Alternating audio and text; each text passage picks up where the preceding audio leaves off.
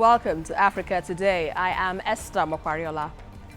If you have been following developments with leadership and governance across Africa in the last few decades, then you would agree that politics is not for the faint-hearted, and being in the opposition is often not the best position.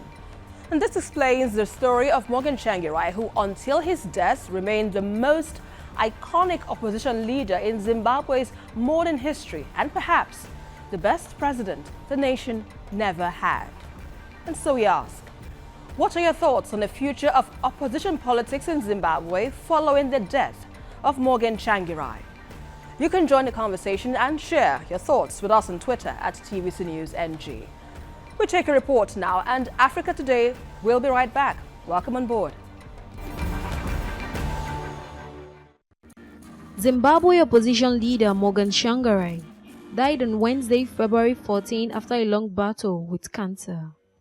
Thousands of supporters gathered at Harare Freedom Square to bid farewell to the late main opposition leader at a rally in the capital city. His funeral was attended by leading figures from his Movement for Democratic Change (MDC) party, as well as the Speaker of Zimbabwe's parliament. We are not going to change my ideas. The ideas we will bring back. The idea of a new Zimbabwe. The idea of a democratic and inclusive dispensation. The idea of a people whose working rights are being respected. The idea of democracy. The newly elected interim leader, Nelson Chamisa, consoled the party faithful by assuring them that the cause for which their late leader fought for would not pass away with him. Our only gift to President Richard Morgan Tsvangirai is our total victory at the election. Our only gift to President Morgan Tsvangirai is the convergence of all the democratic forces, making sure that we unite progressive forces in Zimbabwe in a grand coalition that will be able to give a fighting chance to the people of Zimbabwe. Elections are due within the next 6 months, and Tsvangirai's death leaves his party in disarray, to the advantage of the ruling ZANU-PF party, now led by former Mugabe deputy Emmerson Mnangagwa. In political terms, the ruling ZANU-PF party and Mnangagwa, who paid a personal visit to Tsvangirai in January, stand to gain from the opposition leader's death due to fighting within the MDC over who should succeed its founding father.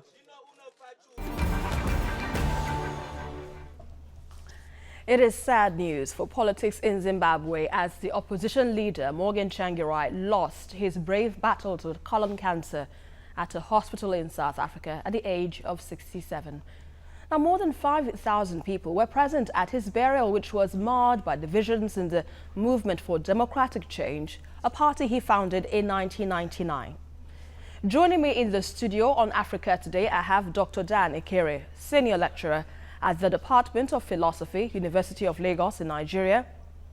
And on Skype, I have Professor Willie Chiamurindi, Associate Professor, Department of Business Management, University of Fort Hare, South Africa.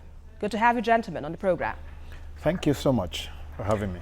Well, let me begin with you, Professor Willie. Looking at the situation now where Morgan Tsvangirai represented the opposition in Zimbabwe, his death, came as a shock to many. Would you say it is more of a death of the opposition in Zimbabwe at this point? Not quite. I think the opposition has got an opportunity to use this sad event to propel itself into greater heights and exercise for itself. But I think the greatest problem that we have here is how the opposition was centered around an individual rather than ideological basis of why they existed as opposition. So regrettable as the death of Tsvangirai may be, I also fear that it may be the breakup of the MDC into splinter movements, which has happened before, by the way. And part of the challenge here is that the whole basis of existence was based around an individual. Rightfully, as he was an instrumental figure in how the opposition has panned out. But importantly, the opposition must do a bit of soul searching to actually ask itself that what is it that it must do moving on from this point forward. And I think Nelson Chamisa attempted to do that in as much as his coming into power has created quite a bit of contention about his legitimacy of proclaiming himself as acting president in view of what has just happened. But his narrative was really around, let's try and make Tsvangirai proud by moving forward as opposition and buoyant and stronger than before. Just said, no doubt Tsvangirai was an instrumental figure in Zimbabwean politics. Now, with this surprise, political turn in Zimbabwe, where we had Mnangagwa taking over since Robert Mugabe stepped down and all of that, the opposition here is more or less, brought to question. Do you think they can have the strength now to, unseat the ruling government that has been in power for decades, talking about the ZANU-PF, and an election just, next year? What do you think? What are the chances of the opposition? Well, thank you. In the first instance, I want to say that the death of, Morgan Tsvangirai is not the same thing as the death of opposition per se.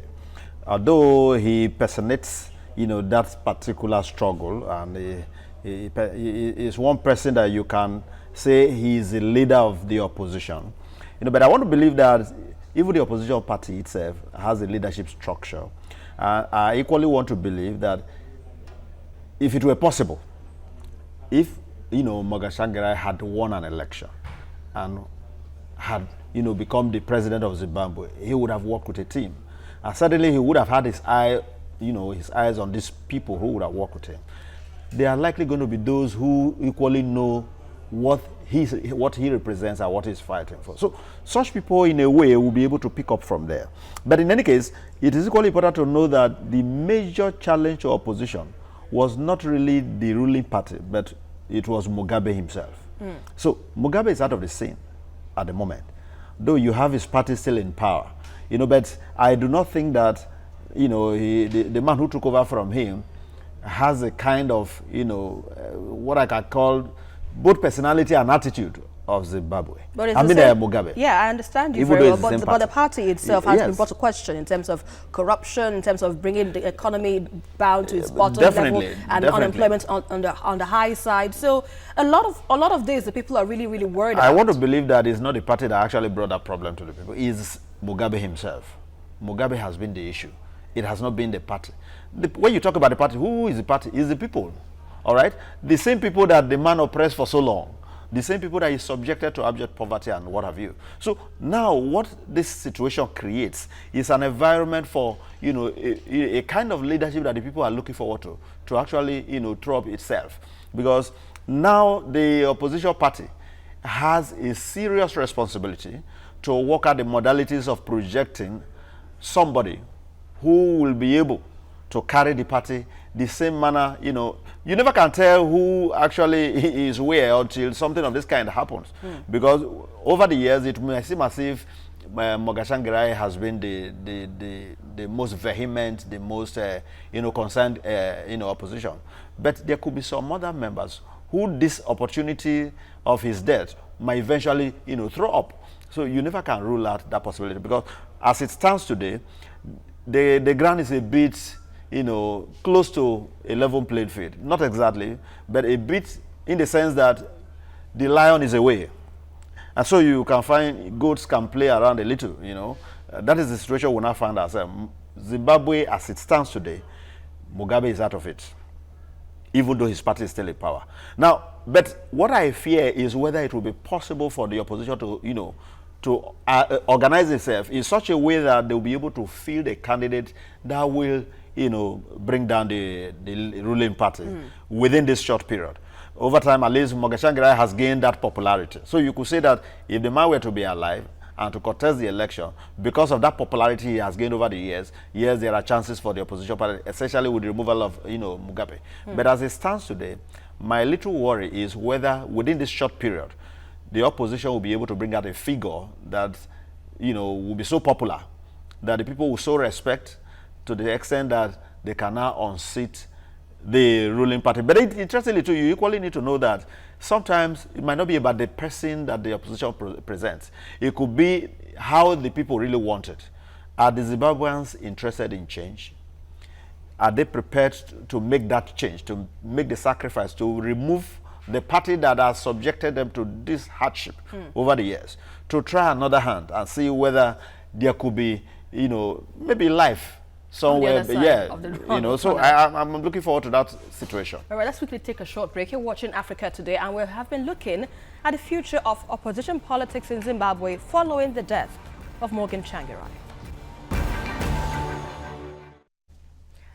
In November 2017, Morgan Tsvangirai gave what will become his last speech against Robert Mugabe and later voiced his support of the efforts by the Zimbabwean military and a faction of the ZANU-PF working at that time to unseat Mugabe.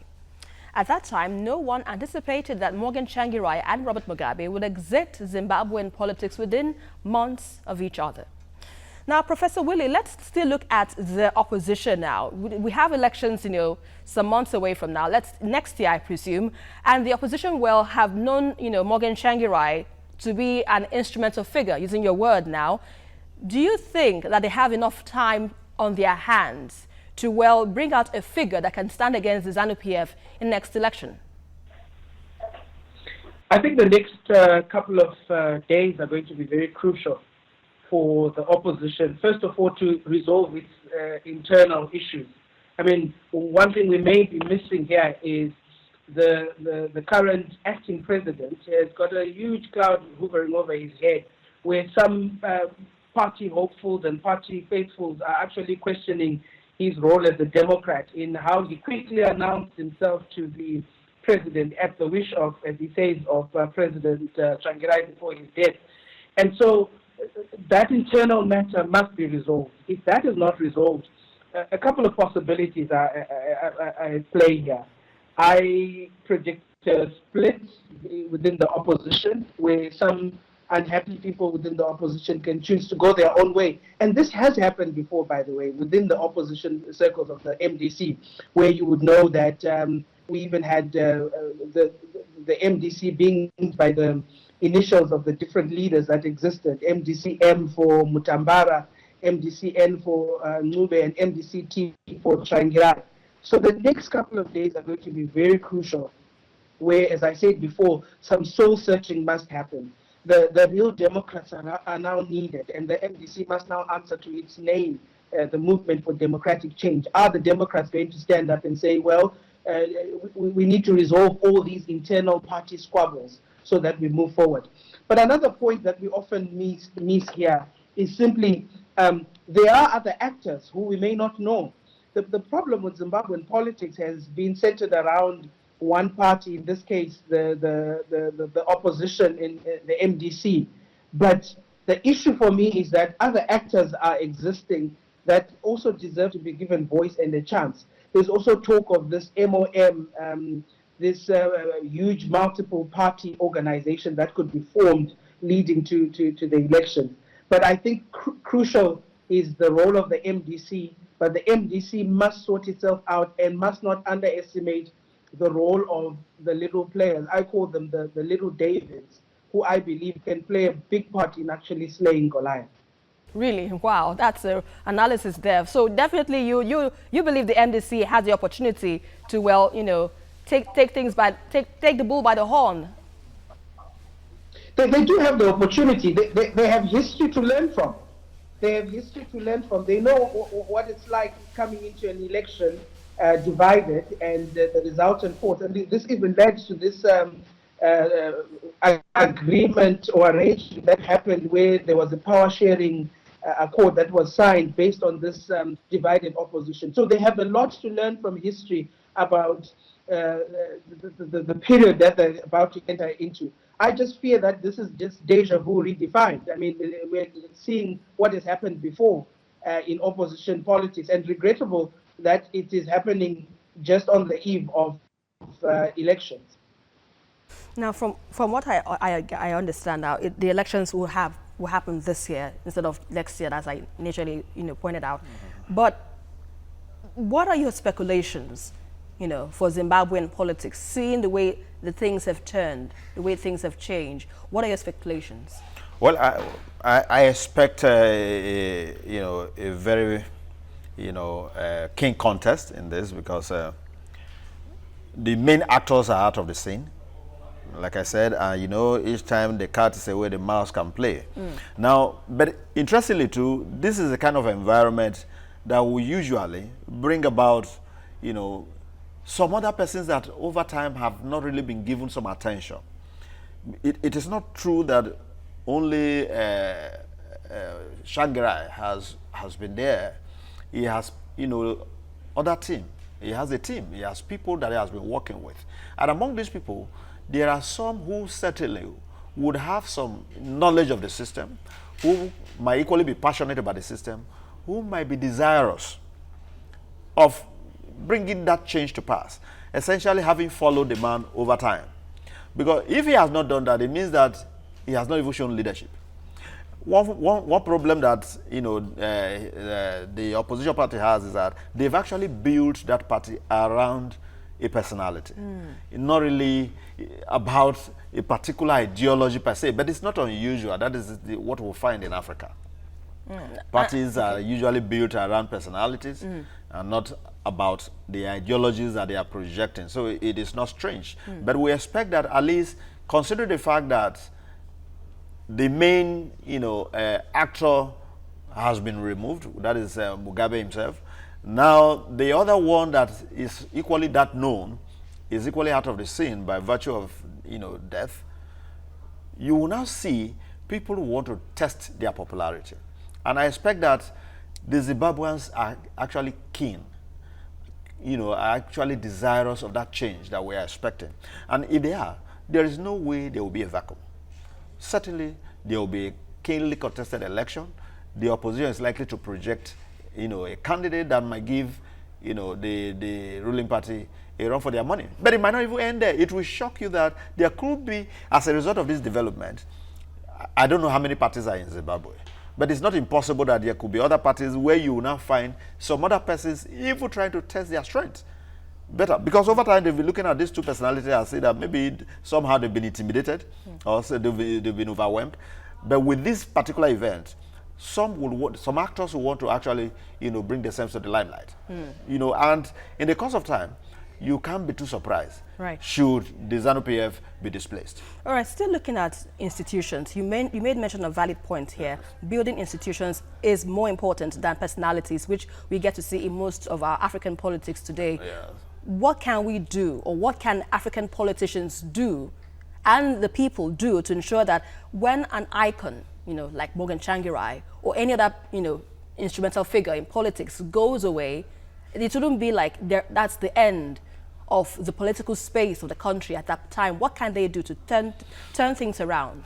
Yeah, well, today we are discussing Zimbabwe, but this question will apply to practically every African country. Right. Now, if you look at Nigeria politics, you know, in the days of Chief Obafemi Awolowo and the rest of them, you could separate the parties based on what the ideologies that they believe in, that they were trying to project. You know, but today, I am not aware of that particular, you know, political party that you can say this is what this party represents. If you go to Europe, you know, you have parties across different ideological, you know, lines. The same thing with the U.S. That is why you can say these are Democrats, these are, you know, Republicans, and the rest. You can't say the same of, you know, African, you know, political parties. Like somebody has described it, they are like, you know, rats in two holes, and at the time you pour water here, the same rat will run into the other one, you call it a different party. That's the kind of thing. So they are more like, you know, factions rather than actual political parties on their own.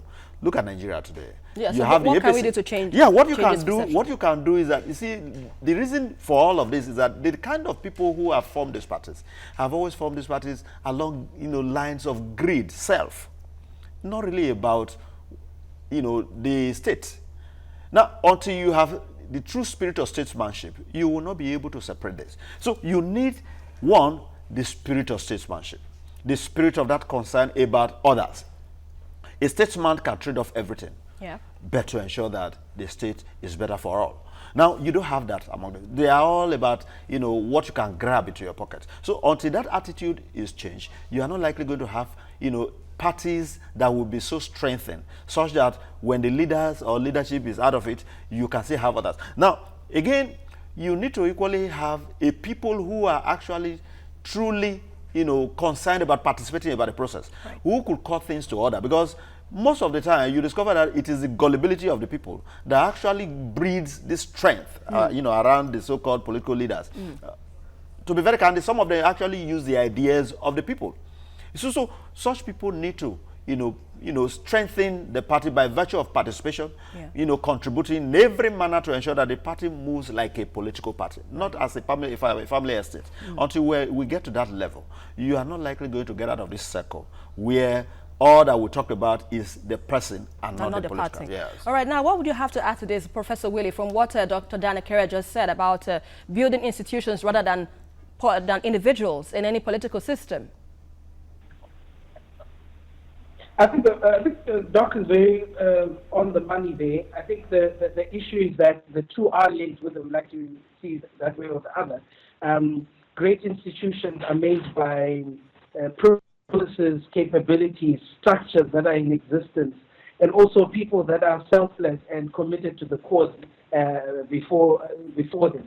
And I regret to say this is a common occurrence in some of our African countries, where we are witnessing really the death of democracy in these so-called parties that are championing or heralding the idea and the notion of democracy.